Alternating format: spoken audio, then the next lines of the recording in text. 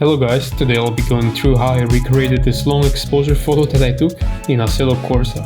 About the photo, I took this photo in the evening at this year's 24 Hours of Spa race. I took this photo from the new grandstand at the top of Eau Rouge.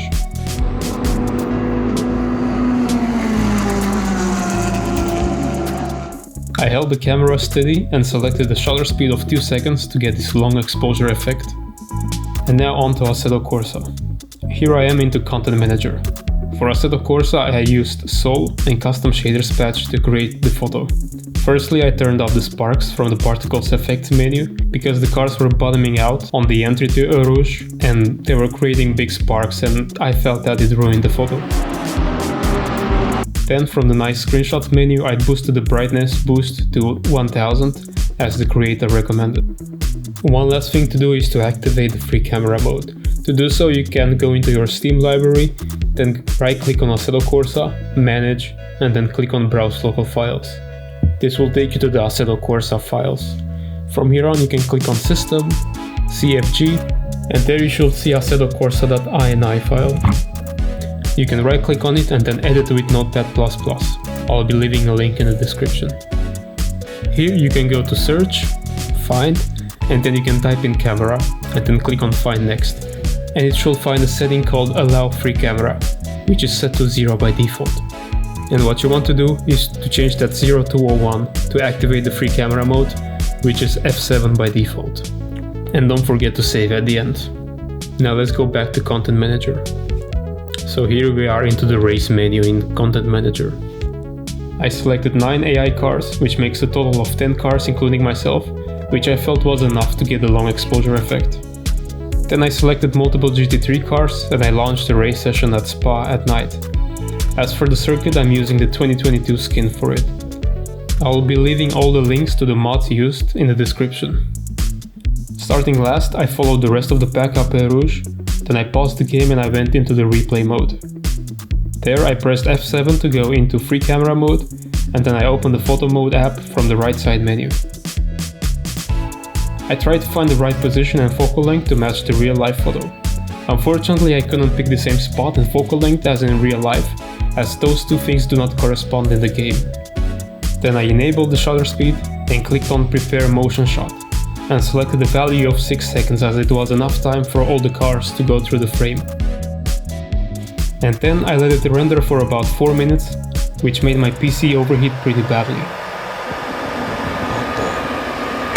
After that, I also took some more photos using a shorter shutter speed and without rendering it completely. This came in handy as you'll see later on. I also took a shot without any cars, so I could use that as the base of the photo. Now if you want to try this yourself guys, you can just take the long exposure shot and stop here. Here's the rendered long exposure shot that I got. However, for the recreation I'll have to go a step further and edit it in Photoshop. So now let's move on to Photoshop.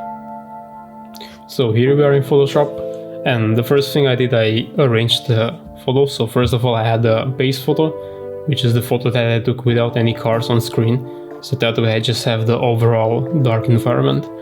Then I have this group of the 2 long exposures, this is the first one, and this is the second one, pretty similar. Then I have this group with the shorter lines of the exposure lines. So for the base layer I just wanted to have an overall base that I can work with. Then when it came to the next one, then for the long exposures, and you can choose something between light and screen blending mode. It depends. In this case, I feel like screen works a bit better, and the same thing with the second photo. I also went for screen. As you can see, it definitely makes the long exposure pop up. Something you can do, you can have a levels adjustment clipped onto the group. To do that you can go to adjustments and then go to levels. Then make sure you put it above this one, above the group. Then if you hold down Alt and then click on this arrow between the layers, it's going to create a clipping mask. Otherwise you can just right click and click on create clipping mask, and it's going to only affect this group.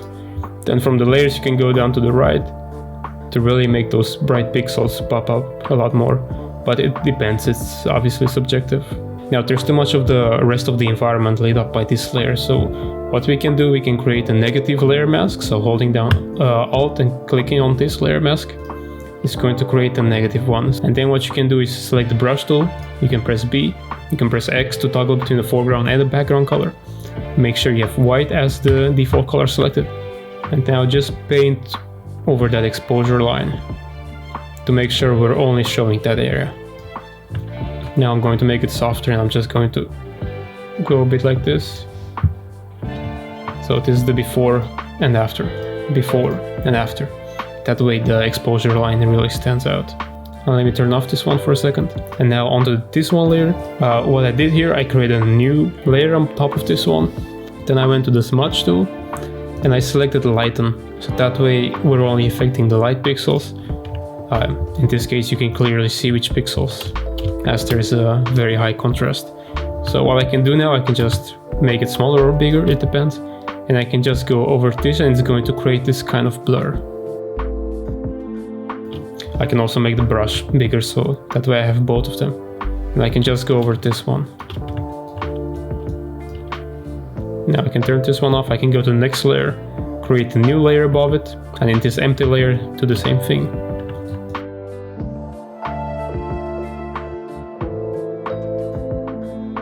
So as you can see, if you go like 2 or 3 times above it, you really get those strong white lines. And you can do the same for the other 2 ones, but in this case I'm going to stop here to save some time. Let me turn this one off. What you can do is select either lighten or screen blending mode. If you choose screen, be careful because there's going to be a bit more being shown here on the edges. So to make it easier, I just went for lighten. Same thing for this one, lighten.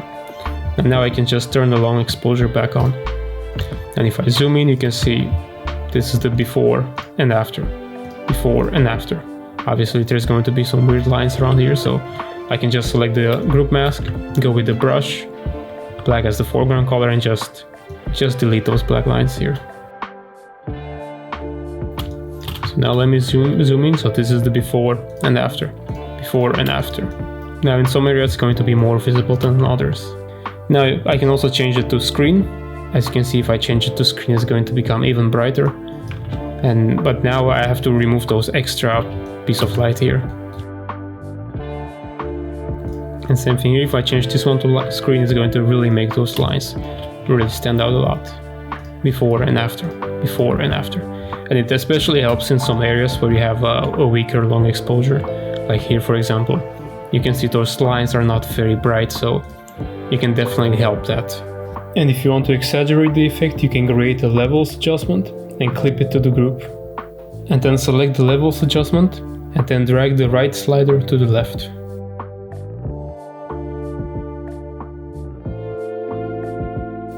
Then I exported it to Lightroom. So this is the merged photo as it came out from Photoshop.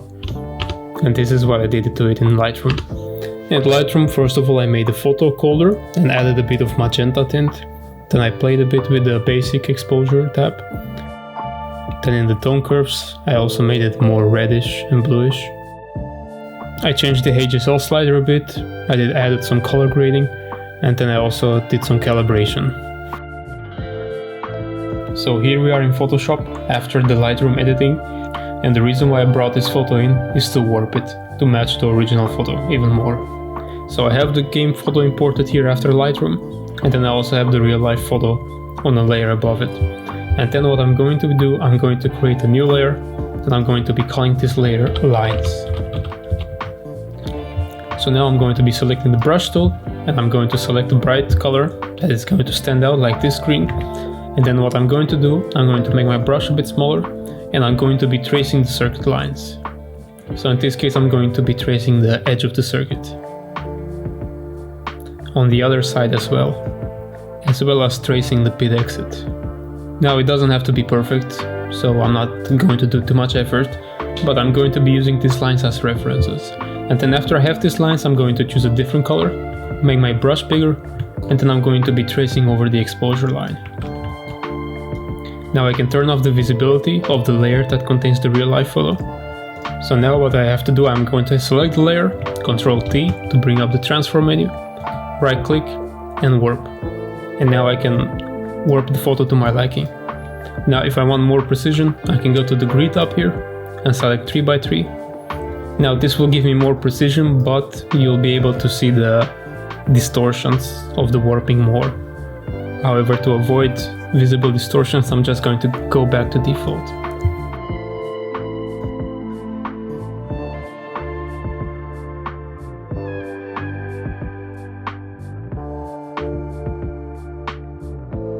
Yeah, once you're done, you can click the checkbox on top, and you can turn off your lines layer. As you can see, this is the game photo, and this is the real life photo. Game photo and the real life photo. Now the two exposure lines match much better. And if you enjoyed this video, then make sure to like and subscribe, and I'll see you next time.